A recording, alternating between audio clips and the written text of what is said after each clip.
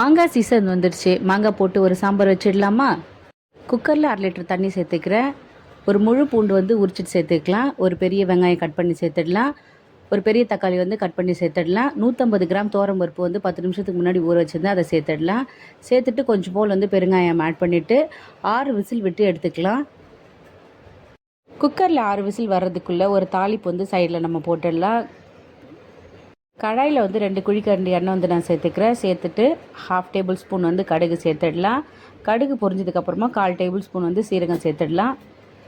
ஒரு medium size வெங்காயத்தை வந்து நறுக்கி சேர்த்துடலாம். சேர்த்துட்டு 2 கொத்து கருவேப்பிலை வந்து ஆட் பண்ணிக்கலாம். சேர்த்துட்டு நல்லா வந்து வதக்கி விட்டுக்கலாம்.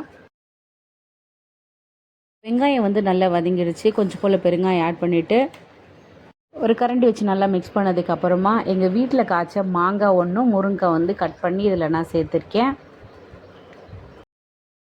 சேர்த்துருக்கிற காயெல்லாம் வந்து எண்ணெயிலே வந்து கொஞ்ச நேரம் வந்து நல்லா வதங்கட்டும். லைட்டாக கலரி விட்டுக்கலாம். 1/4 டேபிள் ஸ்பூன் வந்து மஞ்சள் தூள் சேர்த்துக்கிறேன். 1 டேபிள் ஸ்பூன் வீட்டு மிளகாய்த்தூள் வந்து ஆட் பண்ணிக்கிறேன். சேர்த்துட்டு நல்லா வந்து மிக்ஸ் பண்ணி விட்டுக்கலாம். மிளகாய்த்தூளோட பச்சை வாசனை நல்லா போனதுக்கப்புறமா காய் வேகிறதுக்காக வந்து நான் தண்ணி சேர்த்துக்கிறேன். சேர்த்துட்டு ஒரு மூடி போட்டு நல்லா வந்து காயெல்லாம் வந்து வேகட்டும். மசாலா சேர்க்கும் போது உப்பு சேர்க்க நான் மறந்துட்டேன். அதனால் வந்து காய் வெந்ததுக்கப்புறம் நான் 1 டேபிள் ஸ்பூன் வந்து இப்போ வந்து ஆட் பண்ணிக்கிறேன்.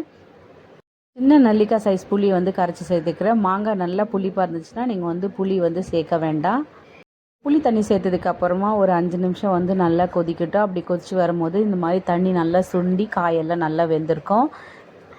காய் வெந்ததுக்கப்புறமா கேஸ் ஆஃப் பண்ணிவிட்டு கடைஞ்சி வச்சுருக்க பருப்பில் வந்து இந்த தாளிப்பு வந்து சேர்த்துடலாம். சேர்த்துட்டு வந்து நல்லா மிக்ஸ் பண்ணி விட்டுக்கோங்க. நான் 1 டேபிள் ஸ்பூன் வந்து கீ வந்து ஆட் பண்ணிக்கிறேன். சாம்பாரில் வந்து கீ சேர்க்கும் போது அதோட டேஸ்ட் நல்லாவும் இருக்கும், சாப்பிடும் போது நல்லா வாசமாகவும் இருக்கும். இந்த வீடியோ பிடிச்சிருந்ததுன்னா லைக் பண்ணுங்கள், ஷேர் பண்ணுங்கள், சப்ஸ்கிரைப் பண்ணுங்கள். உங்கள் வீட்டில் இருக்கிறவங்களுக்கும் செஞ்சு கொடுங்க.